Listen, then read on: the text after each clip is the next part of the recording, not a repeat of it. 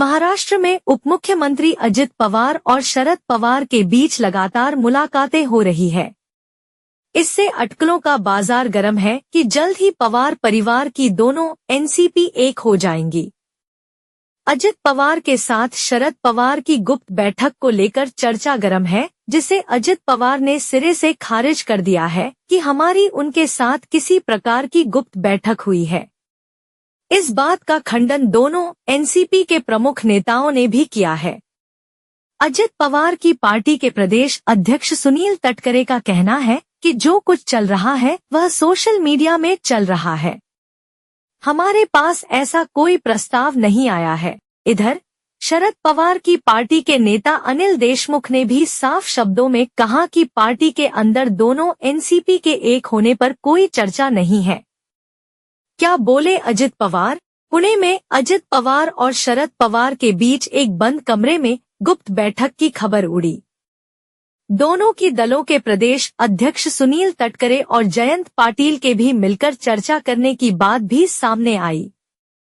इस पर सोमवार को अजित पवार ने इस बात से साफ इनकार कर दिया कि उनकी शरद पवार के साथ बंद कमरे में कोई चर्चा हुई है।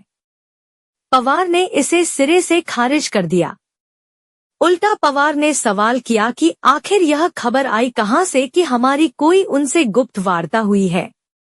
उपमुख्यमंत्री पवार ने कहा कि मेरे बेटे की सगाई थी जिसमें वे आए थे।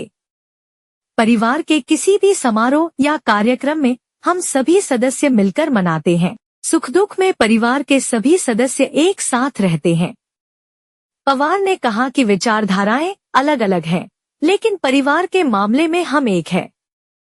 उपमुख्यमंत्री पवार ने आगे कहा कि मैं पुणे जिले का पालक और राज्य का वित्त मंत्री हूं, इसलिए सरकारी बैठकों में मैं शामिल होता ही हूं, जिसमें वे भी आते हैं। अब भीमसेन गुप्ता वार्ता कहां से आ जाती है?